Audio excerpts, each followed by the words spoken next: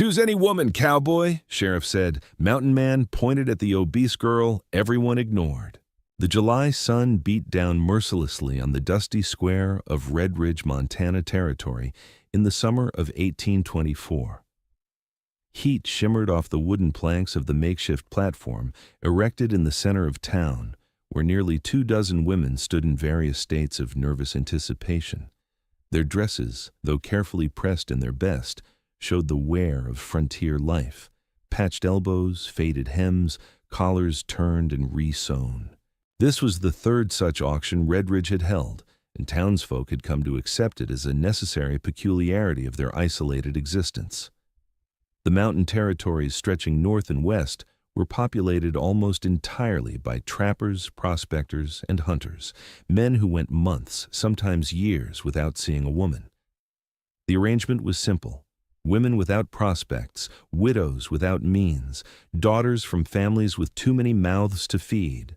They would come to Red Ridge, stand on the platform, and wait to be chosen by men seeking wives. It wasn't slavery, Sheriff Duncan McKay reminded everyone sternly at the start of each auction. It was opportunity. The women came willingly, and the men who chose them were required to marry them proper before a minister within a week. No exceptions. "Ladies and gentlemen of Red Ridge and surrounding territories," Sheriff McKay called out, his voice carrying across the assembled crowd of perhaps 200 souls. "We gather here today in the spirit of Christian fellowship and practical necessity. These fine women have volunteered to join our bachelor settlers in matrimony, helping to build communities in the wilderness." Abigail Thornton stood at the very end of the line of women, partially hidden behind a taller girl named Susan Weatherby. At 23 years old, Abigail was acutely aware of how she appeared to others. Her body was round and soft, her face full-cheeked, her arms thick. The simple brown dress she wore, her only good dress, strained across her middle. Her mother had let it out twice already. She had not wanted to come. God knew she hadn't wanted to stand here, exposed to the stares and whispers of the entire town. But her mother, lying sick with consumption in their tiny cabin 5 miles outside Red Ridge, had insisted. "Abby, you must try," Martha Thornton had wheezed, her handkerchief spotted with blood. "I won't be here much longer, and I can't leave you alone with no prospects. At least try, daughter. Perhaps there's a kind man who needs a good heart more than a pretty face." So Abigail had come, though every instinct screamed at her to run. She kept her eyes downcast, her hands clutching the worn fabric of her skirt. Around her, she could hear the comments, never quite whispered enough. "Lord have mercy, who let that one join the line? No man desperate enough for that, I'd wager. Poor thing. Someone should tell her to go home and save herself the embarrassment." The laughter cut deeper than any blade. Abigail blinked back tears and focused on her breathing. "Just get through this," she told herself. "In an hour, it'll be over, and you can go home to Mama." The auction began. Sheriff McKay called the men forward one by one, starting with those who had traveled the farthest. Each man would step onto the platform, look over the assembled women, and make his choice. The woman would step forward, the sheriff would record their names in his ledger, and the man would pay a fee of $5 to the town, money used to support the local church and school. The first man, a stocky German immigrant named Klaus Friedrichs, chose a young widow named Anne. The second chose Sarah, a 16-year-old with honey blonde hair. One by one, the women stepped down from the platform, expressions ranging from relieved to terrified to cautiously hopeful. Abigail noticed that as each woman left, the crowd's attention seemed to focus more intently on those who remained. She tried to make herself smaller, hunching her shoulders, keeping her face turned away. "Next up," Sheriff McKay announced, consulting his list, "we have Mr. Jeremiah Walsh, come down from the Bitterroot Range." A lanky man with a prominent Adam's apple climbed onto the platform. His eyes swept the remaining women, there were 7 now, and settled on a petite brunette named Caroline. "That one," he said, pointing. The process continued. 6 women, then 5, then 4. Abigail was painfully aware that she and 3 others were all that remained. One was a hard-faced woman of perhaps 40, her expression bitter. Another was very young, barely 15, trembling so violently that Abigail worried she might faint. The third was a native woman, part Shoshone, who held herself with quiet dignity despite the hostile stares from some in the crowd. "Now then," Sheriff McKay said, his jovial tone sounding forced, "we come to Mr. Elias Boone." A murmur rippled through the crowd. Abigail, despite her determination to remain inconspicuous, found herself looking up. The man who stepped forward was unlike any she had seen. He stood well over 6 feet tall, with shoulders so broad they seemed to block out the sun. He wore buckskin breeches and a leather coat darkened by weather and wear, despite the July heat. His face was weathered and scarred, half hidden by a thick dark beard streaked with premature gray. His hair, equally dark and threaded with silver, hung past his shoulders. But it was his eyes that arrested her attention. They were pale blue, startling against his tanned skin, and they held an expression of profound solitude. This was a man, Abigail thought, who had forgotten what it meant to smile. "Elias Boone," an old-timer near the platform muttered to his companion. "Heard he killed a grizzly with nothing but a hunting knife." "Heard he ate a man once when he was trapped in a snowstorm," another voice added. "Heard he's got a fortune in gold hidden in that cabin of his up in the North Ridge. Heard he's got no heart at all, cold as the mountain ice." Elias Boone seemed oblivious to the whispers.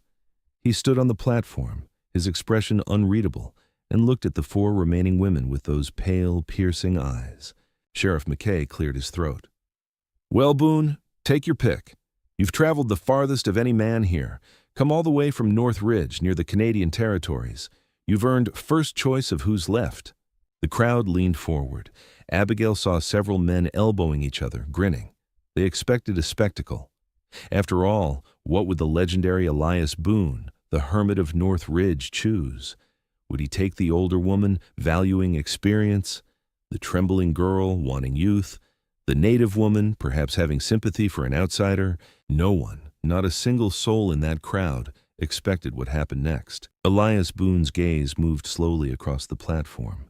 It passed over the older woman, who straightened hopefully. It passed over the young girl, who shrank back. It passed over the native woman, who met his eyes steadily. And then his gaze settled on Abigail. She felt it like a physical touch, those pale blue eyes fixing on her face. Her breath caught. For a moment, she thought he was looking past her, at something beyond. But no, he was looking directly at her. He stepped forward, his boots heavy on the wooden planks, and raised one scarred hand. He pointed directly at Abigail. "I choose her." His voice was deep, rough from disuse, but it carried clearly across the stunned silence. Then the silence shattered. Laughter erupted from the crowd, not polite chuckles, but harsh, mocking guffaws. Someone whistled derisively. A woman's voice called out, "He must be blind as well as crazy. Boone's lost his mind up in those mountains. That's the best joke I've heard all year." Sheriff McKay held up his hands for quiet, his face flushed with embarrassment. Now settle down, folks. Boone, are you certain? You can take your time, look them all over proper." "I'm certain." Elias Boone had not moved, his hand still extended toward Abigail, his eyes still on her face. "I'm more certain of this than anything else in my life."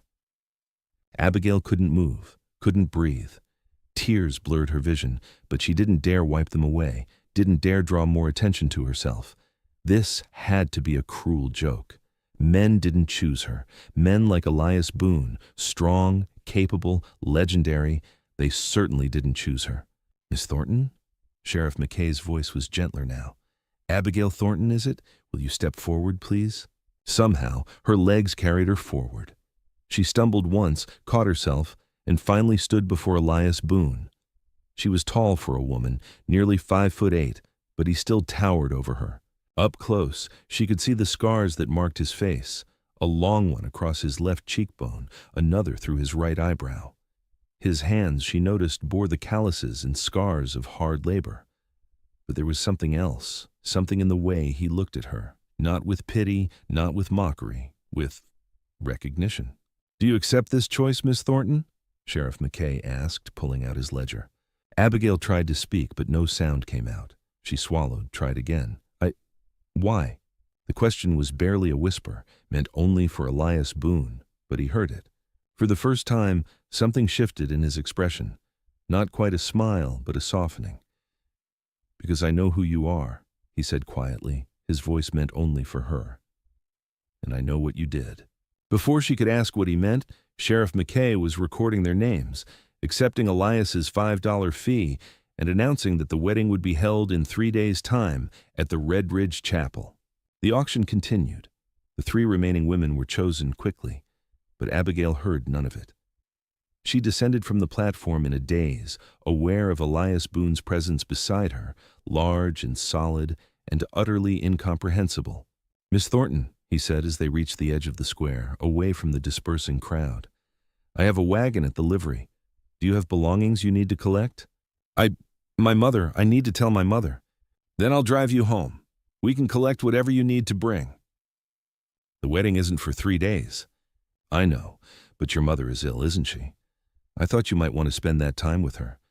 I'll camp nearby, come back for you on the wedding day." Abigail stared at him, her mind reeling. "How do you know about my mother?" But Elias Boone didn't answer. He simply gestured toward the livery stable, and Abigail, having no other choice, followed. The wagon ride to the Thornton cabin was conducted in near silence.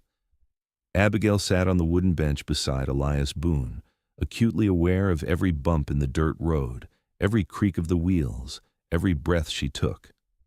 The man beside her said nothing, his eyes on the trail ahead, his large hands steady on the reins. The silence should have been uncomfortable, but strangely, it wasn't. Abigail had spent so much of her life enduring words, mocking words, pitying words, cruel words, that the absence of speech felt almost restful. As they approached the cabin, however, anxiety returned. "Mr. Boone, I should explain. My mother is very ill. She doesn't have long," the doctor said. "That's why I went to the auction. She insisted. She worries about leaving me alone." "I understand." "Do you? Because I need to know—" She stopped, then forced herself to continue. "I need to know if this is some kind of joke, some bet you made with the men in town. Because if it is, please tell me now. I can bear many things, Mr. Boone, but I cannot bear false hope." Elias Boone pulled the wagon to a stop in front of the small, weather-beaten cabin. He turned to face her fully for the first time since leaving Red Ridge. In the afternoon light, his eyes were an even more startling blue. "This is no joke, Miss Thornton, and it's no act of charity either, if that's what you're thinking. I chose you for a very specific reason." "What reason?" He was quiet for a long moment, as if weighing how much to reveal. Finally, he said, 3 months ago, I was attacked by a grizzly bear about 10 miles from Red Ridge. It caught me off guard while I was checking my trap lines, tore into my side, my leg. I managed to kill it, but barely. I made it as far as an old trapper's shelter near Widow's Creek before I collapsed." Abigail's breath caught. She knew Widow's Creek. It was only 2 miles from her cabin. "I was there for nearly 2 weeks, Elias continued. "Fevered, half out of my mind. I should have died, would have died, except someone came every night. I never saw their face clearly. I was too far gone. But I remember the smell of lavender. I remember the sound of a woman's voice reading from the Bible. I remember gentle hands changing my bandages, spooning broth into my mouth." His pale eyes held hers. "I remember someone praying over me, calling me poor creature of God, and asking the Lord to spare my life, even though I surely didn't deserve it." Abigail's hands began to tremble. "When the fever finally broke," Elias said, "whoever it was had gone. I searched for days, trying to find out who had saved me, but no one in Red Ridge knew anything, or if they did, they wouldn't say. I went back to my cabin, told myself it didn't matter, that I should just be grateful to be alive, but I couldn't forget." He reached into his coat pocket and pulled out a small pressed flower, a sprig of lavender, dried and carefully preserved. "This was in the shelter when I left, and today when I stood on that platform, I smelled lavender. And when you looked up, I saw your eyes. I'd seen them before, leaning over me in the darkness, filled with the same fear and compassion I saw today." Tears streamed down Abigail's face now, unchecked. "I thought you would die," she whispered. "I found you by accident when I was gathering wild herbs for Mama's medicine. You were burning with fever. I couldn't leave you there. Why didn't you tell anyone? Why didn't you get help? Because you're Elias Boone, she said simply. The hermit of North Ridge. People are afraid of you. They tell terrible stories. I thought if I brought others, they might... I don't know. I was afraid for you. And I knew how to treat fever and wounds. I've been caring for Mama for 2 years now, so I just did what I could. Every night for 12 nights after Mama fell asleep, I would walk to Widow's Creek and check on you. You saved my life. I did what any Christian should do. But you didn't do it for Christianity, Elias said quietly. You did it because you have a good heart, because you saw a suffering creature and couldn't bear to turn away. That's why I chose you today, Miss Thornton. Not out of obligation, though I do owe you a debt I can never repay. I chose you because in my entire life, no one has ever shown me such kindness. And I hoped, that perhaps you might be willing to share your life with someone who would spend every day trying to deserve that kindness. Abigail couldn't speak. She simply sat there, tears flowing, her heart swelling with an emotion she couldn't name. The cabin door opened and Martha Thornton appeared, leaning heavily on a walking stick. Her face was gaunt, her body frail, but her eyes were sharp as she took in the scene before her. Abigail, who's this? Abigail wiped her eyes and climbed down from the wagon. Mama, this is Mr. Elias Boone. He chose me at the auction. Martha's eyes widened. She looked Elias up and down, then back at her daughter. Chose you? Elias Boone chose you? Yes, ma'am. Elias had removed his hat and was standing respectfully at the foot of the wagon. Why? It was the same question Abigail had asked, and it deserved the same answer. But before Elias could speak, Abigail said, Because I saved his life, Mama, 3 months ago when you were sleeping. The sick man I was nursing at Widow's Creek, it was him. Understanding dawned on Martha's face, followed by something that looked like relief, and then joy. Oh, Abby! Oh, my darling girl! We're to be married in 3 days, Abigail continued. Mr. Boone says he'll camp nearby until then, so I can stay with you. 3 days, Martha repeated, then coughed, a deep rattling sound. Well then, Mr. Boone, you'll stay for supper. It's the least we can offer. Ma'am, I don't want to impose. You're to marry my daughter in 3 days. You'll eat with us tonight. Martha's voice, though weak, left no room for argument. And you'll tell me about this life you're taking her to. A mother has a right to know. So Elias Boone stayed for supper. The 3 days passed in a strange, dreamlike blur for Abigail. Elias proved true to his word. He camped in a small clearing within sight of the cabin, but never intruded. Each morning, he would chop firewood and leave it stacked by the door. Each evening, he would sit on the porch with Martha while Abigail prepared their simple meals, answering her mother's questions about his cabin, his land, his life. He told them about North Ridge, a remote valley high in the mountains, accessible only by a narrow trail that was impassable in winter. His cabin stood beside a clear stream with thick forest on 3 sides and a meadow on the 4th. He trapped beaver and marten, hunted elk and deer, and traded his furs twice a year in Fort Benton.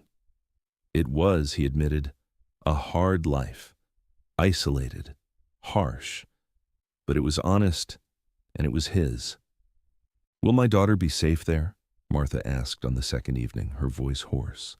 I'll protect her with my life, Elias said simply, and I'll do my best to make her happy. I can't promise luxury, Mrs. Thornton, but I can promise she'll never be hungry, never be cold, and never be treated with anything but respect. Martha studied him for a long moment, then nodded. That's more than most women get, Mr. Boone. You have my blessing. That night, after Elias had returned to his camp, Martha called Abigail to her bedside. Her breathing was labored, her face pale, but her eyes were bright. I'm so glad, she whispered, gripping Abigail's hand. So glad I'll see you married before I go. Mama, don't... Hush, child. We both know the truth. I'm grateful to have these last days with you, and I'm grateful you'll have someone to care for you. She coughed, then continued. That man loves you, Abby. Mama, he barely knows me. I know love when I see it. It's in the way he looks at you, like you're something precious he's afraid to break. You saved his life, yes, but I think you saved something more. You saved his soul, his hope, Don't underestimate what that means to a man who's lived alone as long as he has. Abigail wanted to argue, but the words wouldn't come. Because deep down, she had seen it too, the way Elias's expression softened when he looked at her, the careful gentleness in his voice when he spoke to her. The morning of the wedding dawned clear and bright. Elias arrived at the cabin just after sunrise, driving a different wagon, this one cleaner, with a canvas cover stretched over wooden hoops. "For your mother," he explained. "I borrowed it from the livery. Thought she'd be more comfortable than in my freight wagon." They made the journey to Red Ridge slowly, stopping twice to let Martha rest.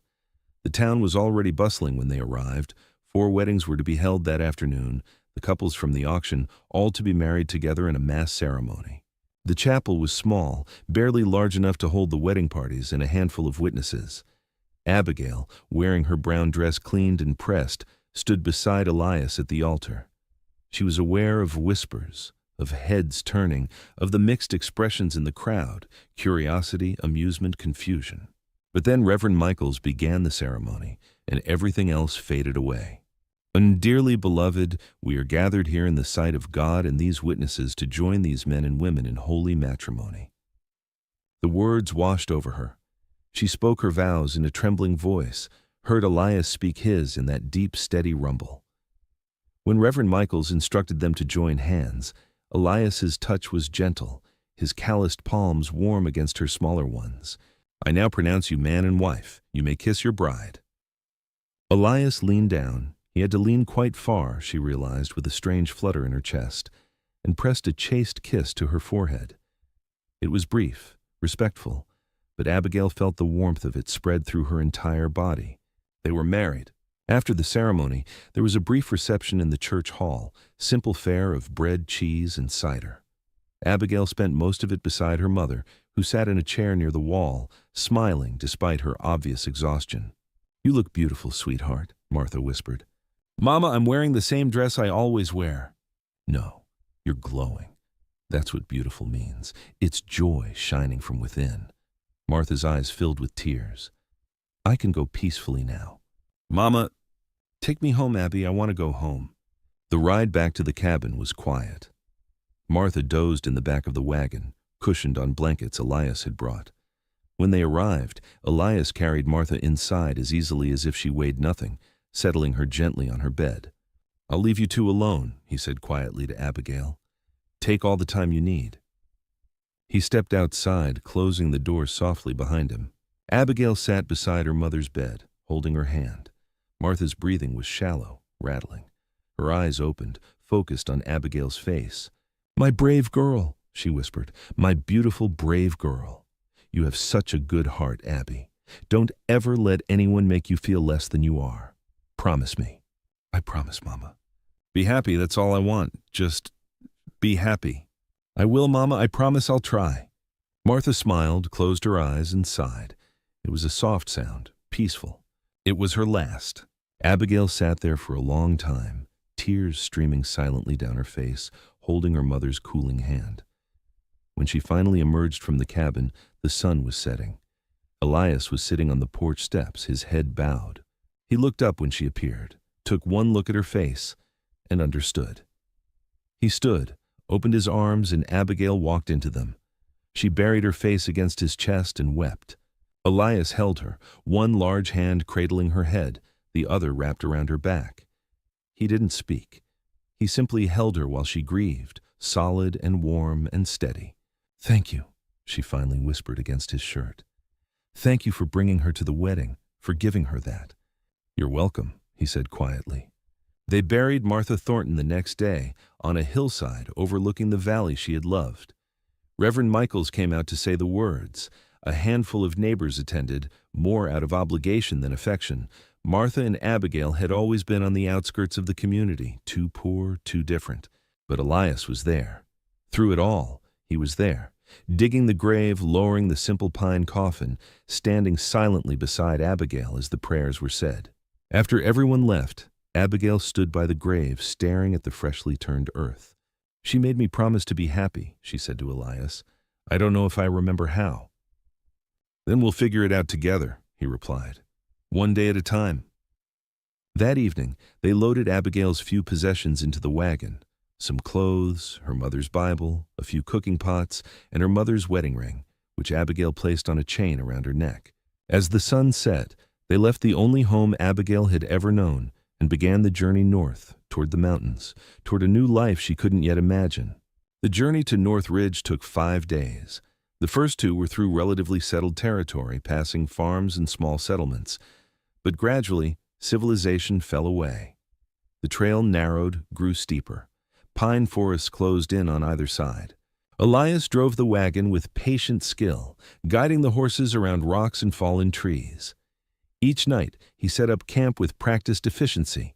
A fire, a shelter made from the wagon's canvas, a simple meal cooked over the flames. He gave Abigail the shelter and slept by the fire himself, wrapped in blankets. She protested the first night, saying he should share the shelter, but he shook his head. "You're still grieving. You need space. I won't impose." It was thoughtful, Abigail realized, respectful. She had entered this marriage expecting, she didn't know what, but not this quiet consideration. During the days, they talked, tentatively at first, then more freely. Elias told her about his past, an orphan, raised in a Boston workhouse, running away at 14 to seek his fortune in the West. Years of trapping, hunting, fighting. He had been married once, briefly, when he was 20. She had died of fever within a year. After that, he'd retreated to the mountains and stayed there. "I'm not good with people," he admitted. "Never have been. I'm too rough, too direct. I say the wrong things. It's easier to be alone." "You're not saying the wrong things now," Abigail pointed out. He glanced at her, surprised. "No, I suppose I'm not." Abigail, in turn, told him about her life, growing up in the cabin, helping her father with the tiny farm until he died when she was 12. Years of watching her mother slowly decline, of being the target of mockery in town, of believing herself worthless. "I'm not beautiful," she said one evening, staring into the fire. "I'm not clever or charming. I don't know why you really chose me, Mr. Boone. I don't know what you expect from me." "Call me Elias," he said, "and I chose you because you're kind, because you're brave, braver than you know. Because when you thought no one would see, you walked 2 miles in the dark to care for a stranger. That tells me everything I need to know about who you are." "I'm just me," Abigail whispered. "I'm just Abby." "That's enough," Elias said firmly. "You're enough." On the 5th day, they reached North Ridge. Abigail's first sight of the valley took her breath away. They had climbed through a narrow pass between 2 peaks, the trail so steep she'd had to walk beside the wagon to lighten the load. And then, suddenly, the pass opened up, and there it was. A hidden valley, cupped between mountains, with a stream running through its center and meadows golden with late summer grass. The cabin stood near the stream, built from massive logs with a stone chimney and a covered porch. It was larger than she'd expected, sturdy and well-made. Nearby were several outbuildings, a stable, a smokehouse, a shed for furs. "It's beautiful," she breathed. "It's home," Elias said simply. "You're home now, too." He helped her down from the wagon and led her inside. The cabin was dim, but as her eyes adjusted, Abigail saw it was a single large room, with a stone fireplace dominating one wall. A rough-hewn table and chairs occupied the center. Shelves lined the walls, holding supplies, tools, books, more books than she'd expected. A ladder led to a loft above. "I sleep up there," Elias said, gesturing to the loft. "But I built a room off the back, thinking you might want your own space, for now anyway." He led her through a door she hadn't noticed, into a smaller room. It held a bed, a real bed, with a straw mattress and pillows and quilts, a small table, a chair, a window looking out toward the meadow. "I made the bed frame last month," Elias said, sounding almost shy. "After I knew you'd said yes. The quilts I traded for in Fort Benton. I hope they're warm enough." Abigail turned to look at him, this huge, scarred man who had thought to build her a bed, to make her a room of her own. Her eyes stung with tears. But these were different from the tears of grief she'd been shedding. These were tears of something else. Gratitude, perhaps. Or hope. "It's perfect," she said. "Thank you, Elias." Over the following weeks, Abigail learned the rhythms of life at North Ridge. She learned how to churn butter from the milk of the 2 cows Elias kept, how to smoke meat and fish, how to identify edible plants and medicinal herbs in the forest, how to mend leather and render fat into soap. Elias was a patient teacher, never mocking her mistakes. When she burned the first batch of bread, he simply ate it without complaint and suggested adjustments for the next attempt. When she accidentally let the chickens out of their coop and they scattered across the valley, he spent 2 hours helping her catch them and never once scolded her. In return, Abigail brought order to the cabin. She cleaned and organized, sewed curtains for the windows, planted a small herb garden near the door. She cooked proper meals instead of the haphazard combinations of meat and beans Elias had been subsisting on. She read to him in the evenings from the books on his shelves, novels and poetry and histories. They fell into an easy companionship, comfortable in each other's presence, but they remained separate. Elias slept in the loft. Abigail slept in her room. They touched rarely and only accidentally, hands brushing when passing dishes, shoulders bumping while working side by side. Abigail told herself she was content with this arrangement. Elias was kind to her, respectful, never demanding. What more could she ask? But sometimes, lying alone in her bed at night, she found herself wanting more, wanting the warmth of another body beside her, wanting to know what it would feel like to be held again, the way Elias had held her on the day her mother died. She was falling in love with her husband, she realized. It had crept up on her gradually, built from 1,000 small kindnesses, 100 shared smiles. She loved the way his eyes crinkled when he was amused. She loved his gentle hands, so careful despite their size. She loved his quiet strength, his steady presence. But she didn't know how to tell him, didn't know if he felt the same. October arrived, and with it came the first snow. Abigail woke one morning to find the world transformed, blanketed in white. The meadow was a pristine expanse, the stream edged with ice, the mountains gleaming against a bright blue sky. She stood on the porch, wrapped in a shawl, marveling at the beauty. Elias emerged from the stable, leading the 2 cows inside for the winter. He saw her watching and smiled. A real smile, something she saw more and more often now. "First snow," he called. "Winter's here." "It's beautiful," she called back. "Wait until February. You'll be tired of it by then." But Abigail never tired of it. She loved the quietness of the winter valley, the way sound was muffled by snow, the coziness of the cabin when wind howled outside. Elias had stocked enough supplies to last months, and they settled into a peaceful isolation. They spent long evenings by the fire. Elias worked on repairing traps and tanning hides. Abigail sewed clothes for them both, a new shirt for Elias, a warmer dress for herself. They played checkers on a board Elias carved from a piece of pine. They talked for hours, sharing stories from their pasts, dreams for the future. One night in late November, a blizzard struck. The wind screamed around the cabin, shaking the shutters. Snow piled high against the walls. Elias kept the fire burning all night, feeding it log after log. Abigail came out of her room around midnight, unable to sleep through the noise. She found Elias sitting by the fire, his face illuminated by the flickering light. "Can't sleep?" he asked. "Too loud." "It'll pass by morning. These storms always do." She sat in the chair beside him, pulling a quilt around her shoulders. They sat in comfortable silence for a while, listening to the wind. "Elias," Abigail said finally, "can I ask you something?" "Of course." "Why haven't you... that is, we've been married 4 months now, and you've never..." She faltered, her face heating despite the serious topic. Elias was quiet for a moment. "I didn't want to presume," he said finally. "You married me out of necessity, not choice. I didn't want you to feel obligated to be a wife in all ways. I thought it was better to let you decide when, or if, you wanted that. And what about what you want?" He looked at her then, his pale eyes intense. "I want you to be happy, Abby. That's all I've ever wanted." "I am happy," she said softly. "Happier than I've ever been. But I'm also lonely. I sleep in that room by myself every night, and I think about how nice it would be to not be alone, to have someone to hold me, to..." She took a deep breath. "I'm falling in love with you, Elias. Maybe I already have fallen, and I don't know what to do about it." The words hung in the air between them. Abigail held her breath, terrified she'd said too much, revealed too much. Then Elias reached out and took her hand. His palm was warm, calloused, strong. "I fell in love with you the moment I opened my eyes in that shelter and saw you leaning over me," he said quietly.